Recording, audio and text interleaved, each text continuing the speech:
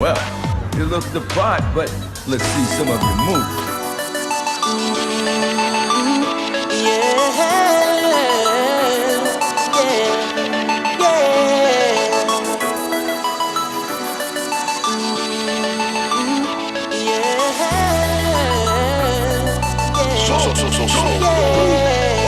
Feeling like a star, you can't stop my shine. I'm loving Cloud City, my head's in the sky. I'm solo, I'm hunting solo, I'm hunting solo, I'm hunting solo, solo. Yeah, I'm feeling good tonight, finally feeling free and it feels so right. Oh, time to do the things I like.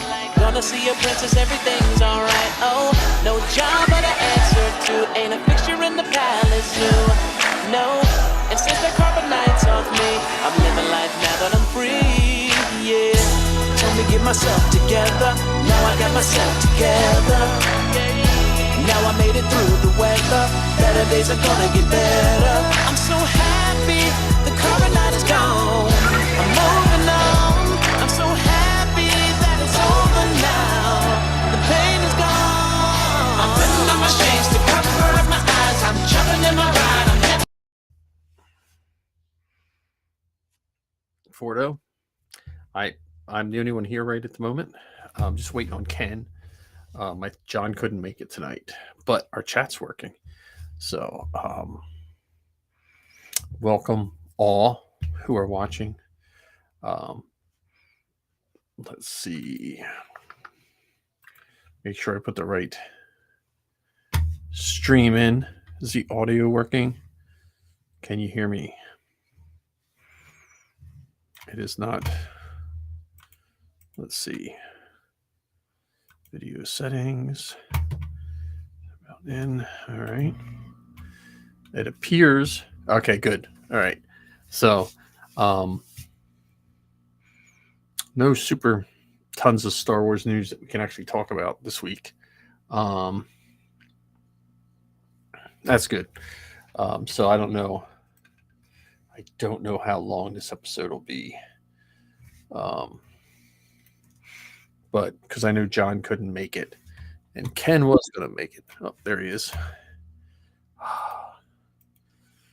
There you are, Ken. How are you? I started. I thought I was late, so and I was playing around with all the settings we had changed from our experiment. I was like, wait, where's our intro and where's our? And I was like, oh, that's right. So we have at least 2 people watching. Well, that's cool. Yes, yes, Fordo, and to respect the writer's strike and all of that, we're trying not to promote struck production houses. Is that what you call it? I would say just struck properties, just struck. Yeah. I mean, because that's what they're asking. They're asking people to do that, so which makes it difficult. They're like, well, if you're a news show, oh, they're Fordo 17. Whew, man, Monday is my 30th anniversary. Oh, awesome! Congratulations. And if I had to do it over again, we would have got married way sooner. You know, but yeah.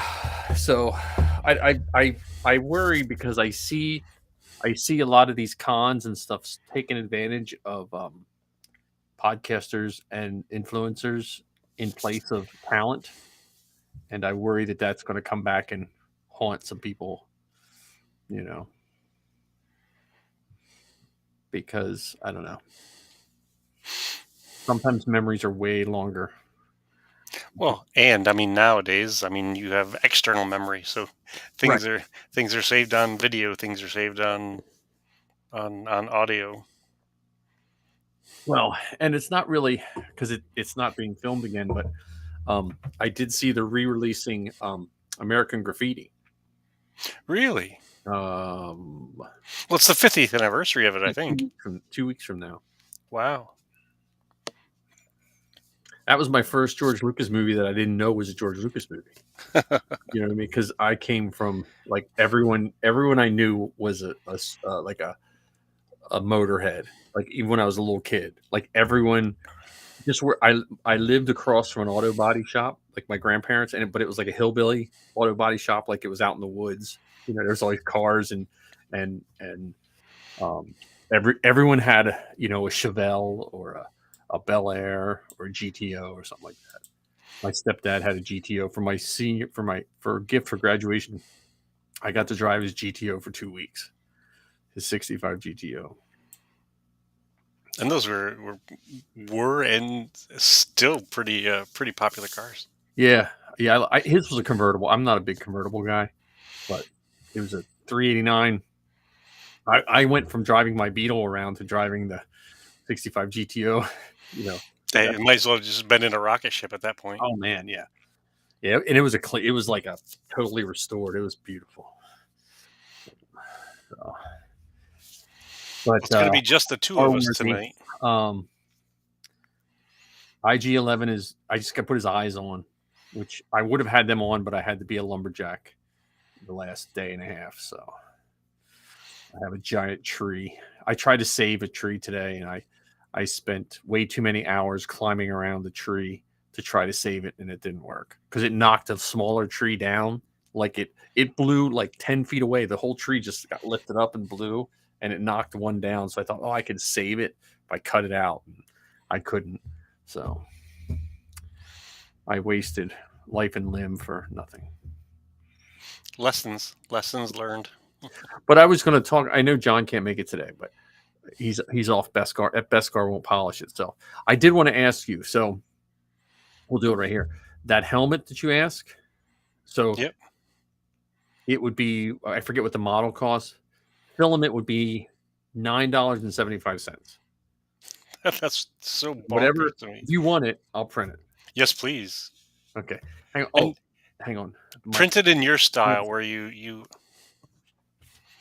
Well, I could just talk to myself for a little bit while he's going out and about, just so that E-Girl and Fordo are wondering. There's this character from Rogue One called Tam Posla. He may have been in a brief scene, but he was definitely in the behind the scenes books, those visual dictionaries that came out for Rogue One. And so we were talking about it last. Oh, that's so cool. You already printed out part of it. That's pretty funny. So it'll be done tomorrow. I'll ship it tomorrow. That's so cool. So the grill is printing right now with the side piece that mounts on here. Oh my gosh. So that's a 13-hour print, and it'll be done tomorrow. That looks so cool. I printed it on ultra fine. This took 3.5 days to print. Holy cow. So like as soon as you told me, I was like, yeah, I'm gonna go print it. So and it's pretty heavy. I mean, that looks awesome. I got to schedule time to come up and just spend time hanging out with you. Yeah, well, I'm telling you, the Bondo acetone. I was amazed at how nice that comes out. How much when you mix the two, how much acetone did you put? Paint. Okay. So I took I have one of those little magnetic containers you get free at like Harbor Freight. Yep. I put a little bit of the red putty, the Bondo, and then or whatever that's the glazing putty, and then I just put a little acetone and I mixed it till it was like a thick paint, and then I sanded the whole thing down. Yep. I just took the smoothie sander over it, and then I brushed it on, and it dries real quick. Yeah, because that acetone thins it out a lot. Yeah, it dries real quick, and then I hit it with the sander again, and then I hit it with the sandable primer, and it looks like the Sabine helmet I did. It looks like what would have taken me like 3 or 4 days to get to. Oh wow! Just from that one, So well, one of the things I liked about the idea of it when I heard about the acetone and the Bondo is that you could put it on like paint, with a brush, and so you're able to have much more control over it than just putting it on with a spatula or putting it on with your finger or Yeah. whatever. Well, and the Bondo, you have to put if you always wind up putting it on too thick, and then you sand away 95% of it anyway. Yeah, and that's the one thing that bothers me from a money standpoint and a time standpoint is Yeah. you you you you pay the money for the Bondo, you put it on, and then you end up sanding it off, and it ends up just floating around in the world, and That's it's how not. we used to do with cars. Like cars, you would spend, but you're not. It doesn't have to be quite as detailed on a car. But yeah, so I figured I'd print that for you, and I was like, if he doesn't want it, then I'll just have Another display piece. another helmet to display. So, but it was I just got my one Soval running, and I was like, let me just see if this works.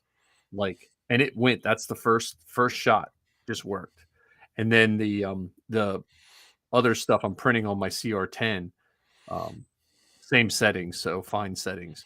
The And what are all grill, those different pieces for? Like so, I didn't look closely at what the pieces were that yeah, you're. so there's a grill that goes over here, like a mesh grill. No, I mean the sheet that you had sent us a picture of. Oh, that's for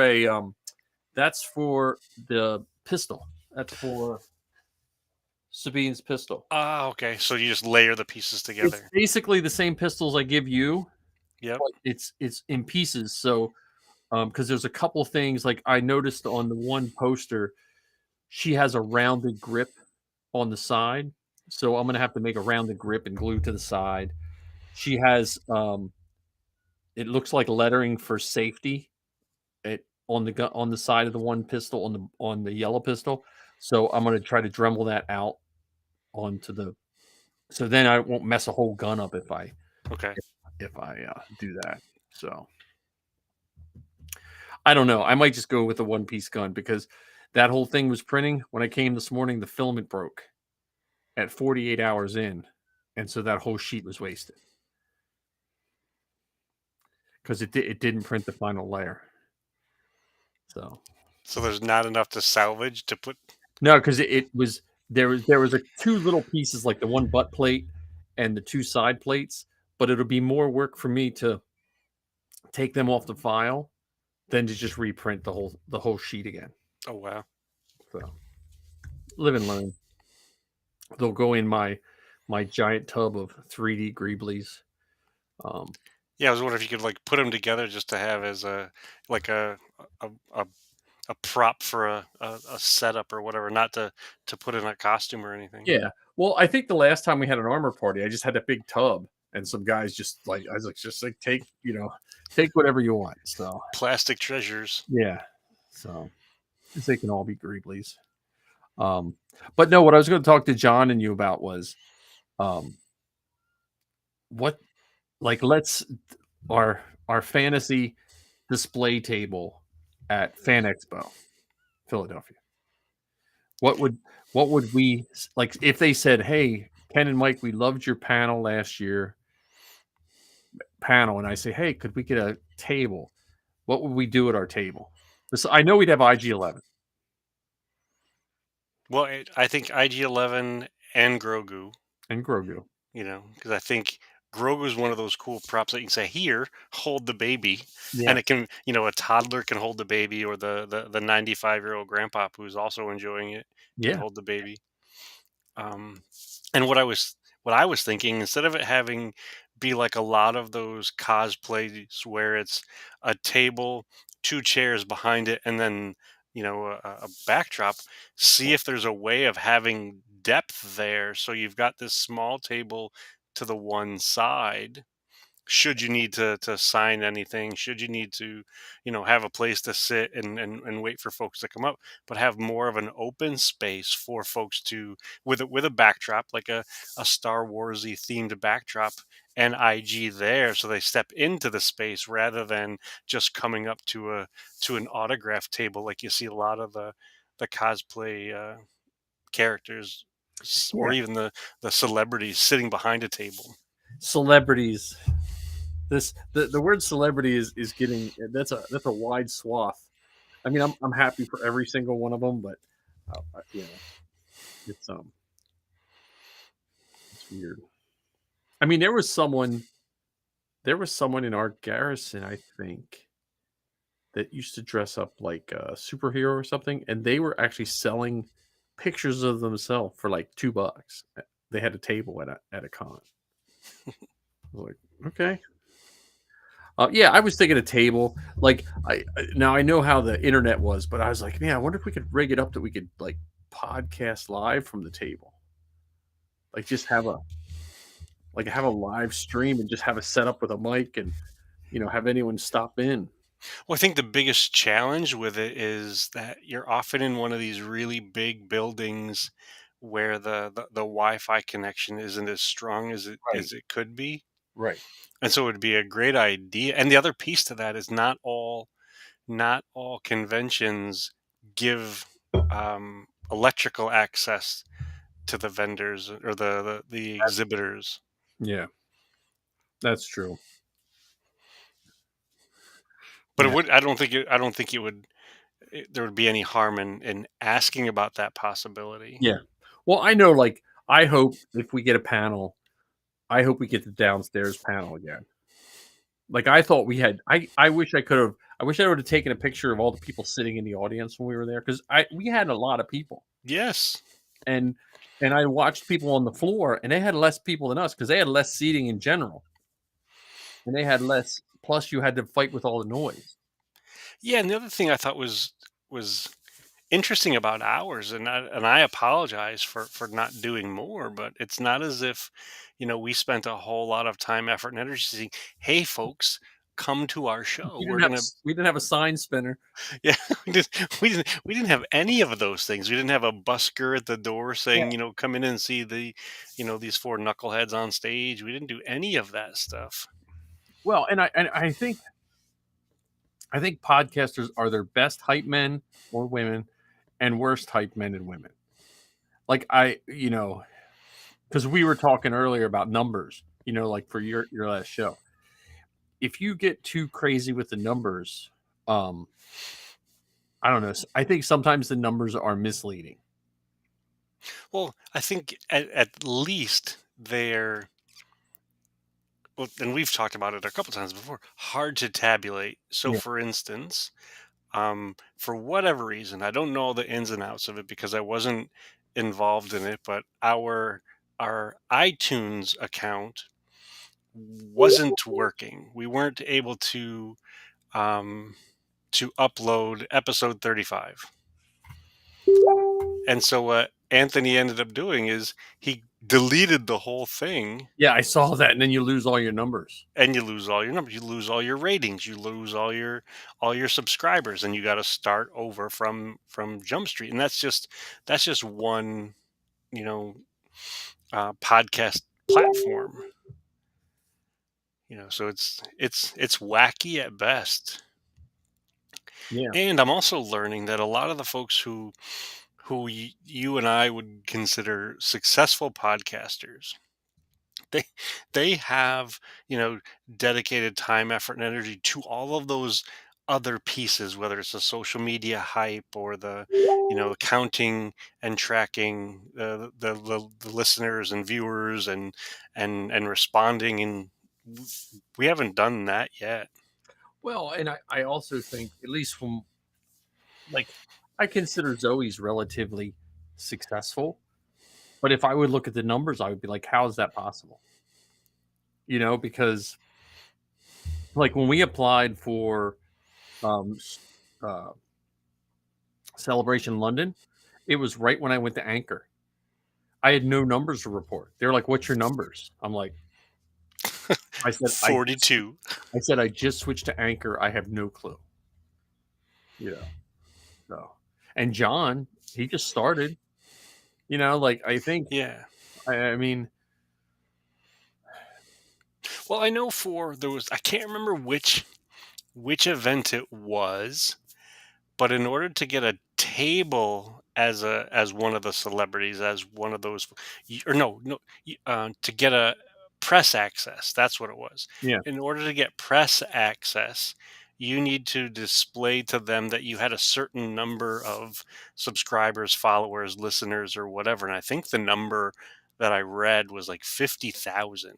yeah, okay. Well, and see what's weird is I just started putting pictures back up and stuff on TikTok. I was away from it for a while. I got 104,000 views in 2 days Wow. for just pictures. Nothing, no hashtags, just nonsense. So the numbers are, you know, but I'm gonna push for Fan Expo for us. I think Fan Expo, they seem very nice to me. Fan Expo, when I was talking, we were talking earlier with those guys, I was thinking back of like Zoe's first year of college and how tough. I think it was tougher on me than her, but I think it was Reed Pop. Reed Pop give her a gig where she hosted the panel for the animation. Didn't even I just put in for a panel and they're like, hey, we would love to have her host a panel for the Lucasfilm animation, right? And that was the nicest thing. That was a nice thing for her to start with, you know. Yeah, and I think one of the cool things about that kind of a panel versus our panel is you then get a chance to use your skills or our skills to interact with folks in the business instead of just us being the business, if that makes any sense. Well, and I think for any of the podcasters, anyone out there, listening now, or anyone that wants to, you have to have something that people enjoy. It doesn't matter. I still am not 100% convinced they care about the numbers as much as if you just have something that is interesting. John, case in point, he just started his podcast and he got on the celebration stage. Yeah, and even though he was fresh to the scene, he has the the content, he has the delivery, he has the comfortability to do what he does. He's not, stumbling over his words or, too much dead space or dead air. I mean, And it's a positive show. yes. There's if I forget the website, the website where you can look at old websites. I forget what it's called. Like you can look at what a website looked like. Is it the Wayback Machine or something like that? But if you go back on the old Disney or the Lucasfilm one, when they used to list all their podcasts, they would list a bunch of podcasts. Oh, is that the archive? Yeah, something like that. And there was one podcast that ruined it for everybody, you know. And that's kind of what just kind of Lucasfilm just stepped away. And I don't see them, probably other than Coffee with Kenobi, I don't see any real tight connection between podcast and Lucasfilm. Well, I don't know if it's a tight connection, but they still are doing things with podcasters. They'll do roundtable discussions, and that's one of the things that, if I were to make a list of things that I would love to be able to do, one of them would be to participate in some of these roundtable interviews Well, you have with the makers. Zoe did a bunch of those when she started, and you just have to send out nice emails to, I forget I forget the public relations, to say I am blah blah blah, but yeah, because they did I think their third or fourth episode, they did one with Vanessa Marshall, one or two, and then they did one. Then they got to do a live one with the Lego guys. So. Yeah, and so I think that would be fun to do, and I think it would just, as silly as this may sound, um, give us a different level of credibility of Yeah. like, because I mean, so the forces behind Star Wars, we've been doing that we just posted our 35th episode, and I can't thank you enough, and I know Anthony is very appreciative of all the help that you gave us in creating that. And Steven and Dexter and Demetrius and Andrew are now beneficiaries of all of that work. Um, and we interviewed the three of the makers from Kenner, so three Yeah. of the guys who made the toys, and I still get goosebumps thinking about it because these are this in this small place in this small time, we have their attention and they have ours. They're talking to us about what they did, how how that influenced their lives, what it meant to them, and it's not just um, us heaping praise on them, which we did. We, thanked them for all that they contributed to Star Wars and stuff. But it wasn't just fanboy fangirl gushing. It was just a great conversation, and I don't think that they behaved any differently to us during that interview than they would with friends, or like the two of us do, week after week after week. It was just really nice though to get a chance to talk with folks who have done those kind of things, because I've never done those sort of things. Yeah. Well, I think that's what helps you guys with having audio and video. See, what hurts Zoe and Lizzie is they don't do video because Lizzie she used to just have bad connection, and then she had a laptop that the camera didn't work, and then she didn't feel like using the camera. So that's always been a hindrance, just because that's what podcasting to a certain point, not all, but that's a part that has evolved that you can then have multi faceted attacks, I guess you would call it. Um, but I think like when you guys apply for uh like Star Wars panel, I'd apply for Star Wars Celebration. I'm applying for Zoe for Star Wars Celebration. Um, at the very least, I might not be able to pay for all of us to go, but I can at least pay for one for Zoe to go. um, but it always asks for your best episode, and certain people always think their best episode is the one most people listen to. And I never give them the one most people listen to. I give them the episode that I thought was one of her best. So, like the one year I give them the Vanessa Marshall interview, the one year I give them the Steele Saunders interview, the one year I give them when Zoe and Lizzie did a live podcast from California when we went out to visit. You know what I mean? Like I tried to find the ones that I just thought were the best. And I think from you guys, you have a lot to choose from. The Georgies to me is still Yeah, I think that hands down it was the most unique. It was the most polished, the yeah. most involved. And I'm really hoping that stars aligned and we're able to do another one. Yeah, and after listening to your last episode, I'm thinking a couple things. You veer off and do a radio drama of one of your ideas and or a holiday special.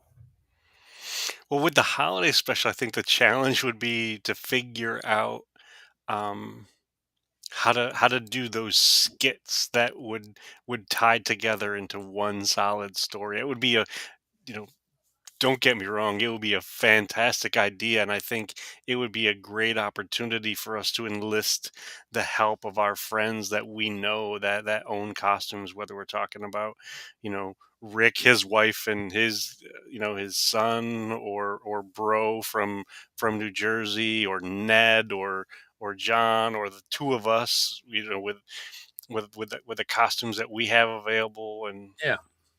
Matt. yeah, 1,000,000% yes. Matt has his daughters. I mean, you Yeah. betcha. I mean, I think it would be really cool. And I think, to your point about the radio drama, I think it would serve us well if we found, like, one of the things that we had talked about on the show was either from Star Wars Infinities, the comic book, Yeah. or from a certain point of view, to find those short stories that we could do in a radio drama that don't have, 76 characters, and to be able to get a handful of people together on one night. So you're gonna be Cal Kestis, and you're gonna be, TK-47, Oh yeah, and yeah. and run through Well, like did you take part in our the Shakespeare stuff. yeah. I That's a lesson in not planning ahead. Yes. That's the exact opposite of the Georgies. Yeah, and going back to your original point of, picking, the best episode, I think sometimes too the best episode that you share might be the one that's most closely aligned with what you want to present. So for instance, if you're going to have your panel be an interview panel where you have a bunch of celebrities, and then you show, your interview skills, or if you have a panel that's about the appreciation of a vehicle or appreciation of a theme in the show, then that's what you display. Yeah, yeah. Oh yeah, definitely. And even after we wrapped up our 35th episode, I've been thinking about it ever since, and still coming up with you know other ideas that I would love to pitch that would be um, fun, creative, and a possibility. Like, for instance, I know I had mentioned in the episode that one of the things I would pitch is to come back to Star Wars weekends at Disney Oh World yeah, or yeah. Disneyland, because we now have, two Star Wars themed places in Batu, Galaxy's Edge. One of the experiences that they had at, at two of the Star Wars weekends is you went into this area. At the time, it was in the American Idol stage. They had this setup where you sat down and they 3D scanned your head. Oh yeah, yeah. And And it, then afterwards, weeks later, you got this 3D print. So I have a 3D print of me as Han Solo and Carbonite. nice. And then we have two 3D prints of the boys where they're in stormtrooper armor and their head is on it. So that could be a stall at Galaxy's Edge, Yeah, where you schedule time, you go in, you sit in this thing, they scan your head, and then when you get home a couple weeks later, you get this. I mean, I think Hasbro just recently did that thing where you could send in pictures and they would put yeah. your likeness on an action figure. Well, the I would like to see Star Wars Weekends come back, but not at Galaxy's Edge. Put it Really? in Hollywood Studios. Leave Galaxy's Edge how it is, and put it back in because I liked it when they decorated everything, but there was kind of no rhyme or reason. Like, okay, here's all the rebel stuff in that cantina and the Mandos, but then there's banners with different. You know what I mean? It was, you know, Well, one of the great things too about Star Wars Weekend is, and I kind of joked about it was all Star Wars all the time, So they had the shop, the Disney Star Wars shop at one end of the park, yeah, and then they had a random photo set up in this section, and they had panels, and they had that section in the middle near the lake where the Loch Ness monster is, yeah. and that's where you got to do the autographs, and they had the parade during the day where the stars rode on Corvettes, convertible. 501st and the 501st. If you were in 501st and brought your costume, you could go to the park for the day. Yep. And in when Heather and I first went to Star Wars Weekend, we met this gentleman. He called himself Red Leader, and the only thing I knew was his name was Paul. That was it, Paul, who went by Red Leader. We were talking with him because we got to the park at like 4 a.m. to line up to get wristbands to meet one of the stars. And we were talking to him for hours and the people around him for hours, and bumped into him a couple times later and got his email. And he sent us, we exchanged emails back and forth for a little while. And then when we went the next year, we told him that we were bringing the boys. And he happened to be there the day that we were there. He got us wristbands so that we could march in the parade. So the boys they put on Jedi robes. They marched in the parade. So we got to go behind, Yeah. backstage, which was really cool. And he got us wristbands so that the boys could be on stage during Ray Park's panel. Uh, And Ray Park taught them and maybe, 7 or 8, maybe 10 other kids some martial arts moves. nice. All because we were talking to this dude, Red Leader, in line for Star Wars Weekend. Well, yeah, because we just like the first time we went, both times we went, but we're Star Wars Weekends. When we just went by chance. But the second time we went, I want to say Zoe was in 8th grade, so that was 9 years ago, 10 years ago. And actually Eckstein was there, and it was just when I think Rebels had either just come out or was just coming out or something, because they had Chopper there, they had someone dressed as Sabine, they had, you know, and I wore my 501st because a bunch of my friends were there. I didn't know either were marching. Like, hey, I know that guy. I know that guy. So I wore my 501st shirt, and I wound up meeting the CO of the Hawaiian garrison. And the same thing. We just kind of hung out and talked. So But like I said, if they brought it back, I would love to see them bring it back, not in Batu. Like, Well, what I would like to see in Batu, even if they don't do the signings in Batu, if they don't do the the strict photo mm, ops, stations in Batu, to have more characters in Batu. yeah, I think this is not a dig, this is not a jab at Disney by any stretch. right. Um, I love Star Wars characters. I know you love Star Wars characters. And when there are more, it's just cooler. I know that it's hard. If you've got, a Wookiee and 6 stormtroopers, you need a handler or handlers. So it would be really challenging to have like 20 costumed characters in the park at one time. And I would love to figure out how they could have 20 characters in the park at one Well, and time.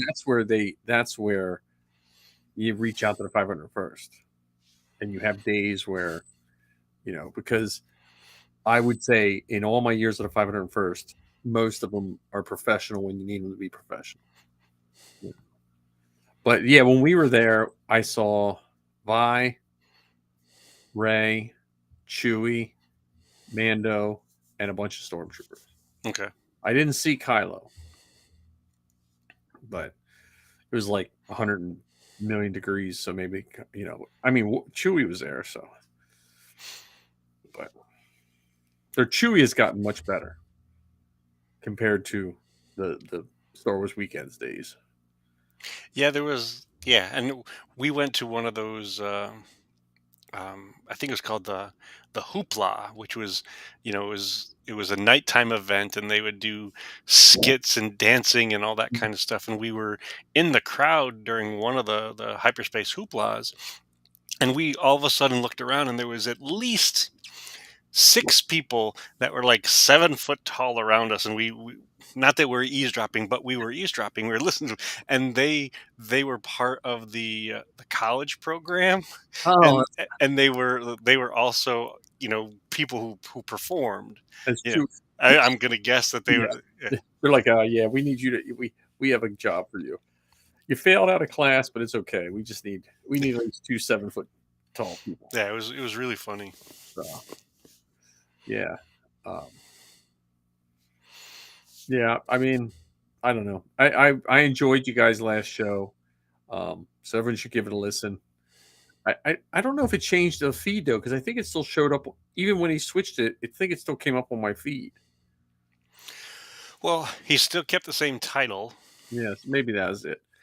but I think iTunes doesn't know how to be second fiddle to Anchor. Like I think Anchor kind of snuck in because it used to be when I started, you try to find a service that would get you didn't care what they offered you, you just needed to get your recording to iTunes. And now it seems like Anchor just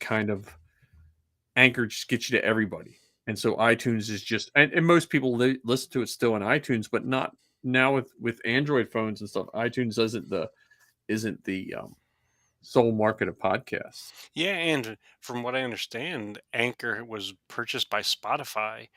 So your stuff automatically goes on the Spotify list. So Yeah, if, yeah, if I wanted to listen to the forces behind Star Wars, I could listen to it through my television or whatever. yeah, and well, and all of those services. It used to be, and it's that way with TikTok now. You have to get a code to get it on, but it's getting so much easier for creators to get their stuff out. Um, and Anchor. I mean, this isn't a commercial for Anchor, but I would say between Anchor and Restream, I don't know which I like the most. Um, so Well, I haven't done anything video wise with Anchor, and I haven't recorded anything directly with Anchor. I've just no, used Anchor as the host place, and you know if someone from Anchor were to contact me, I would tell them how amazingly thankful I am for what they offer and what they do yeah, for us. I just like it because it just seems so simple. Like I couldn't. It took me. I couldn't change the girls' logo for their iTunes forever. I kept submitting. and they kept kicking it back, and the size was right and the size was wrong, and they had the same logo for years. I couldn't change it, and then all of a sudden it just went through. So I don't know, And I liked SoundCloud, but 8 years of almost $200 a year, that kind of Yeah, it adds up. That's a couple printers. yeah. And actually, speaking of our of our booth, I don't think I heard your ideas or your suggestions for Well, I the agree with you. I like the idea of having it open where kids can get pictures and stuff. Or people, or like do you make it like my thing is, you make it Star Wars theme, or do you make it Star Wars podcaster theme? You know, do you do we promote all the stuff we do, like, or do we, do you make it a learning on how to podcast? Like, do you make it a because the coolest thing about podcasting is just hearing people's opinions. Um, and well, and with that in mind, so we have IG and Grogu as the draw. mhm, People see that from a distance and they're going to be attracted to it one way, shape, or form. And then over on that table, maybe in an effort to get them, you know, interested in podcasting or to learn about podcasting or be involved in podcasting, if we can't have that live recording going on the whole time, maybe it's a chance where we ask them some questions, we record them answering their questions and say, hey, we're gonna post these answers, we're gonna post your have them sign a waiver or something or yeah, yeah, whatever, a golden ticket giving us permission to put their stuff out there. And then within a week or two after, we hey, we were just at Fan Expo and we talked to 15 people yes, asking them about their favorite Star Wars food, and here are the responses that we got. yeah, yeah. Well, I think between the strike and just being summer, podcasting right now seems a little light. Like when I look on my feed, I'm like, oh, it's and then as soon as September hits, it'll be piled full again. Um, and again, I feel bad. Like, I feel bad for Zoe, who has been waiting for this new show since what, 2008, and she can't talk about it. So, you know, um, Well, she can, just has to be limited in the display of it. yeah. Again, we're erring on the side of overly cautious. No, but my point is, let's say the three of us get together and record an episode about it. We record an episode about it, but it Yeah, doesn't get put out there until till whenever. yeah. Well, that's I was thinking about doing something like that. Um, it's just a weird time because, like, I've seen a bunch of movies, and I'm trying not to talk about them. Um, I was going to talk. I didn't watch the new Futurama when John said he couldn't make it tonight, because I was going to watch. I was going to sit down and watch the newest Futurama, but I didn't sit down and watch it. Um, I did play some more Space Quest though. Oh, you did. I still have to follow your link and do a little bit of that. I'm telling you, if I played, I played. You're younger than me, but when I played Space Quest, you bought them and they came with a 5 1/4 and a 3.5 disc. Because I had a Tandy computer, Tandy 1000 EX, which had a 5 1/4 drive, and my wife, girlfriend at the time, she had a Tandy HX, and it had a 3.5. So we would. This is pre-internet. We would, when we left. Okay, I'll see you tomorrow. Um, I would go home and play Space Quest, and she would play Space Quest. And then when we got back together the next day, we would talk about how far you got. And I only had monochrome, four colors of green. So there was one spot in the game I couldn't go. And here, when I saw it on her computer, I was like, "Oh, that's a door." But the monochrome, it didn't show up. She had EGA, I think, was 16 colors or something like that. So, and then Yeah, I think, I can remember those days, with especially with the 5.5, where you played so far and then you had to take the disc out and turn oh, it upside down. disc. Oh, I yeah, yeah, it came with separate discs. and then I think it was Space Quest 3 was the Time Rippers, I think. And in the Time Rippers, when you played that, it was VGA, so you had, 256 colors. You traveled back in time. They were all EGA. So you were the only character in 256 colors. And you walk into the cantina and the guys, they're all like 8-bit or 16, and they're like, "Oh, look at Mister," you know. So, I don't know. It just the summer sci-fi. So, but Well, I am hoping that the strike does wrap up and folks get a fair share, get a fair shake, get a fair deal with all of this. oh yeah, yeah. I think, I mean, the short term is going to be a pain, but I think the long term, helping everyone be a consumer, get better content, be people working. Like you think of those people that do the shows that we love so much, that you and I have been talking about, and they can't make a living doing it, you know? Like, Well, and that's the thing that, quite frankly, I don't think most viewers, most consumers really understand. I don't right. think, and it's not out of disrespect or malice. They're just used to consuming. They're used to being able to turn on a television and watch a show, go to a movie and watch a movie, whatever, not necessarily thinking through all of the behind the scenes stuff necessary for that thing to even exist. Well, and I started it, and Marvel made me do it, but I always did it with Star Wars. I always sat through the credits. Star Wars. I like listening to music. I like to just read all the different, you know.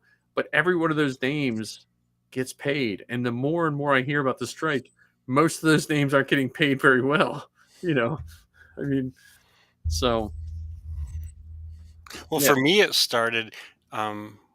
I used to sit through the credits just because it gave everybody else a chance to get out of the theater, and I didn't have to worry about the being bum rushed. So I yeah, would just sit there. And when I was younger, I would do the geeky thing and look for either first names, like, oh look, there's Ken, or that's Mike. yeah, Not that I knew who they were, yeah, or look for the names that I thought were funny. Oh look, it's Harry Wiener or whatever, and that kind of thing. Not to be yeah, disrespectful to yeah, those people, but just, oh look, it's a silly name, or a name that I think is silly in this moment. And now it's, let's see if there are any of the people that I've met. yeah, yeah, Let's see if there are, was Phil Tippett in this one, because that tank spider looking thing from this episode seems like something that he would make, and oh yeah, yep, he was involved in it. yeah, yeah. Or even to see, you know, where they filmed some of these things. Hmm. As Yeah. So I'm hoping everything resolves sooner rather than later. Um, I know Zoe's chomping at the bit, but she's working like 90 hours a week between her two jobs, so she's busy. I see her less now than when she was in California. So,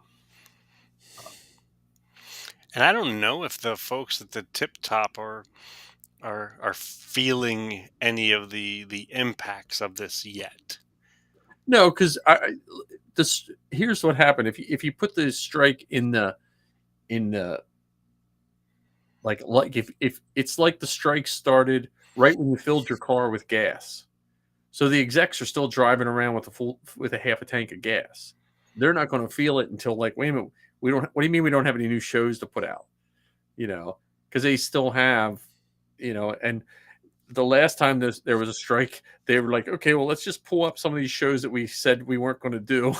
We have like 6 episodes. You know what I mean? So I think, like, I saw that the animators just voted for Marvel, and they just voted to unionize and stuff like that today. So I think as stuff like that goes on, that's the stuff. As more people are like, hey, wait a minute, maybe I shouldn't really, give up all of my 20s to maybe have a job, you know.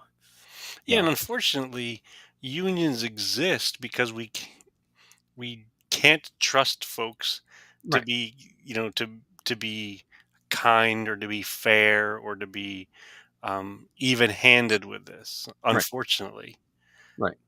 these organizations are led by people, and many people are motivated by not necessarily the creative aspect of it or the giving aspect of it, in terms of, I'm providing this entertainment, I'm providing this prize to someone. They're more of like, if I do this, how many gold nuggets can I put into my pocket? Yeah. Yeah, and I think, like, I think I said it last time we were recording, but maybe I didn't. Maybe I thought it. I don't think you can truly be creative if you're worried about where you're gonna eat next, Yeah, you bet. Like, 'cause I think I'm comfortable in my life now. My wife and I both work, but I couldn't have done what I'm doing now in my 20s. Yeah, I just didn't have the resources. I didn't have my life, and I would imagine writers and all those other people can't either, you know. So Yeah, it's definitely a wacky thing, and I wonder what changes it will lead to. So, for instance, we were talking about views and subscribers and likes and all that kind of yeah, stuff. yeah, I've When I watch a show on any of these streaming things, I don't see, like, when you watch something on YouTube, it says the number of millions of things or thousands of right, time it's been viewed. It doesn't show that on let's random streaming service right, A. right. This thing has been watched by 2 million other people, or you've watched this 3 times. So And I they don't want have, like, they used to just play numbers with, like, Nielsen. You would just get a Nielsen box. I didn't know anyone had ever had a Nielsen box, but they just calculate. They just, like, whatever what's it called? They just did the numbers out. extrapolate. Yeah, extrapolated. They just extrapolate. Now they can tell you how long. Because I think on Facebook, if you watch a video for, I think it's 3 seconds. I think someone said 3 minutes, but I think Facebook it's 3 seconds. It counts as a view, and it's 30 seconds on YouTube. You know, so where, like, TikTok will give you breakdowns of how long the average person watched your video, like, all this kind of stuff. So Yeah, it's definitely a weird thing, and unfortunately, um, these streaming platforms were kind of launched before they fully flushed out all of those other details. Like, for instance, from what I'm reading, like, how are we going to pay for this service? right. Because subscribers alone aren't going to cover it. And that's why, now many of these streaming platforms, you've got multiple tiers. You've got the base model where you get ads in there, and then if you the subscriber pays a little bit more, you can have it without the ads. So Then either certain shows still have ads even if you pay with no ads. You ever notice that? yeah, It'll say this show is not included in the no ad, yeah, it's, which, honestly, I had the ads on Hulu. I would much rather go back to the old ads from TV, because the only thing worse than having ads is having the same exact ad over and over and 3 over times in again. a row. So, And some of the ads, and I don't know how this works, but where are they getting the money for the ad? Like, I don't know how many medicated creams or pills or whatever, like, that are being advertised on these shows. I'm like, how does somebody decide that that's the advertisement that's going to show up on this show? yeah. Yeah. Well, I'm curious if it shakes out to what it shakes out to when it all set. Because what's nice now is we have our fingertips on everything. We can have everything all the time. But I feel like if we traveled back in time to 40 years ago and we told people what we're paying a month for television service, they would have laughed. Like my grandfather, he didn't get cable probably until about 4 years before he passed away, because it was like $30. He's like, I am not paying $30 a month to watch television. You know what I mean?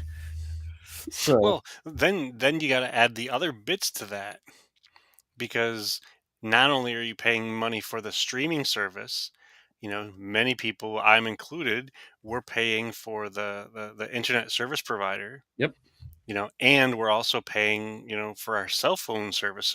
So we're paying three different organizations for the opportunity to watch the one thing. Less, like Disney Plus, for instance. yeah, I can watch it on my phone, but I'm paying two times for that. right, Paying for my cell phone service, and I'm paying for the subscription to that. right, right. Yeah. So I mean, it's changed. So it's just but there has to be money to be made, or they wouldn't be. The CEOs are making tons of money, so Yeah. Yes. there's Yes. money. Yes. There's Yes. money heading upwards. So And the other weird, this is associated but not exactly related. There's no shortage of money. I mean, 8,000 people over 8,000 people have agreed to spend $500 on a plastic toy. I know. I haven't signed up for that one yet. And that's just one example, Yeah. not counting all the Kickstarters for, for little Bo's dog surgery, or, to get, Jim his first car, like, so Well, there's, which or brings me to my next topic. Should we do a Kickstarter for the inflatable Falcon? I that the inflatable Falcon actually came up at work today. Did it really? Somebody told me, they asked me, "Did you know that they have a bounce house that's Yeah. a spaceship from Star Wars?" Oh man. I said, "Do you have 15 minutes? I can tell you all about it." Well, we started talking about it a year and a half ago every Wednesday night. We've asked for the folks from the company to come on our show. We named our show after that thing, and then they said, "Well, do you know anything about it?" I said, "Yes, it's fantastic. It had slides inside, and it's ginormous, and it costs $11,000." It's down to 885, I think. Look, because there's a 28% sale. 85 sounds less your family's going to leave you than 11,000. But only 28% less. Yeah, yeah. Just like, for me, it would still be the thing that Heather says, "I'm leaving you and you're living in it." Well, because I was like, I was thinking, I always get these, I understand people are desperate for money and whatever, but I always get these GoFundMe's for nonsense stuff. You know what I mean? Like, oh, I haven't paid my rent for 6 months, and I need to go to this Comic Con. Or, you know what I mean? Like, there'll be GoFundMe for. And I was like, I wonder if that would just be if that would just be the ultimate, like, sign of privilege, that just do a GoFundMe for an inflatable Falcon. You know? Well, here's the thing. Let's pretend. Let's go down this path. Yeah, yeah. We're GoFunded. We're gifted. We'll just do Fine. the whole shebang. $11,000. We're gifted $11,000. Do we then ask these shows, whether it's Brickfest, Fan Expo, "Hey, let us come to your thing. We have an inflatable Falcon." Yeah, there's four grown men that want to put a bouncy house up. That sounds like one step away from a white van in the parking lot. Yeah. We let John do the talking. He seems less menacing. Well, yeah, and he's the younger of us. Like, we'll just stand in the shadows. But, like, what else? What else? Like, what would we I don't even really know. do? I don't even know if I have a flat enough part of my yard. Well, do we even really have a big enough? Is your yard big enough I for think that I could thing? fit it in that one spot, but I don't know if it's flat enough off to the side there. Well, you could say that one of the landing gears broke, like when they were Yeah, flying it into the maw or yeah, whatever, or when they landed on the planet with Enfys Nest, yeah. wherever. Oh, yeah, yeah, yeah. Or when they I'll landed be in the snow in in the Oh, Yeah. on Star Killer Base. circular base. Yeah. I don't know. I mean, when That ran through my head. That's what happens when I wake up at 4 a.m. I was like, would that be ethical to like? There's people that don't have food, and I'm asking people for inflatable well, Falcon. at the same time, though, we're not twisting arms. We're not threatening. I mean, folks have given their money away for weirder things. Yeah, I know. I mean, I know folks that have given money away in an effort to enter a place after they pass. So and that's in an envelope on a gold plate handed around during a Yeah, during a meeting. So that's true. That's true. Yeah, that's. I was like, oh, well, let's see if we got 800 people to give us $10. or 11,000 people to give us one. Like, It's true. Yeah, that would be well, how many you had 1,600 listeners on your last show. yeah, hold on one second. I've got a situation here. I'll be right back. All right. I hear, I don't see. All right. I got that situation too here. Oh, hey.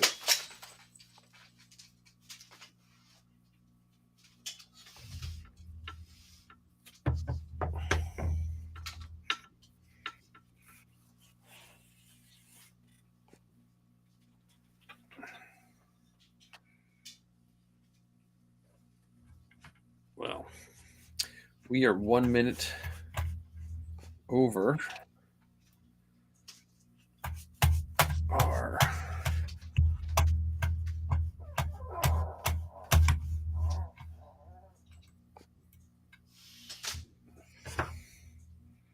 and then someone sent me a symbol. Let's see if I can send it to my resident Zoe.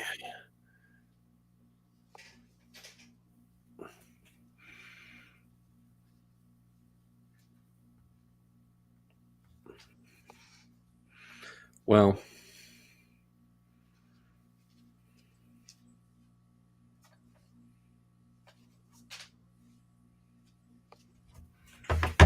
let's see, where was I?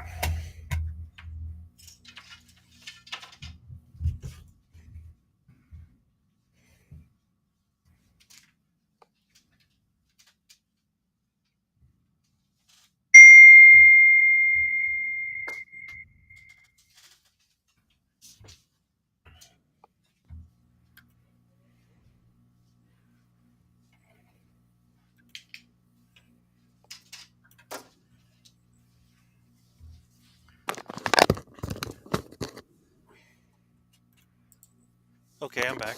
That's all right. I was just looking. We're an hour and a minute, an hour over, so we're about ready to wrap it.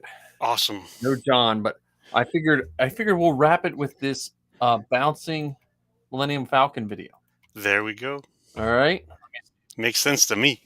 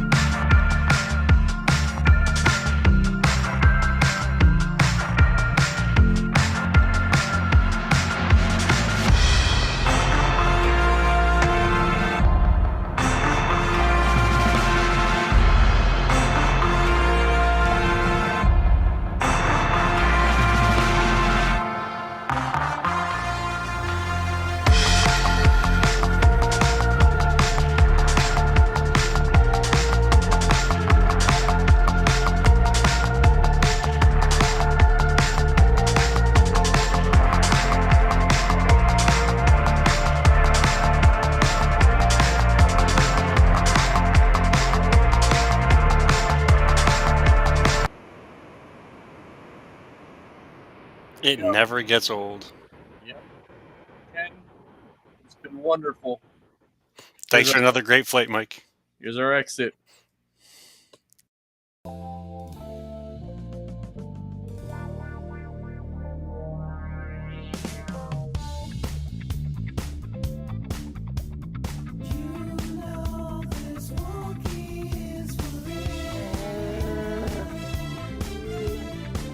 I used to put my faith in starships, but then my Falcon's hyperdrive just slay it. I used to worry about the future, but then I threw my caution to the wind.